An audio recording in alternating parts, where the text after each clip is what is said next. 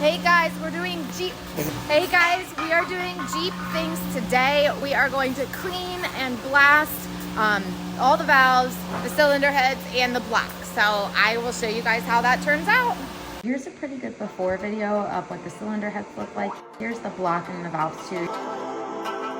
They are pretty dirty, so we're throwing it all in the washer. This is what they look like fresh out of the washer. We just gotta hose everything down. And here's a pretty cool video of us blasting the cylinder heads.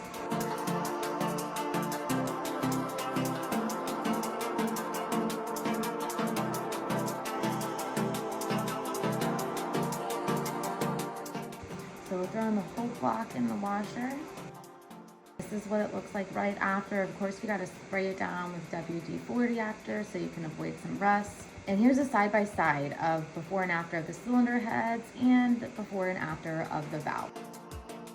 Guys, so everything is starting to look absolutely wonderful. Next step is going to be doing some valve work.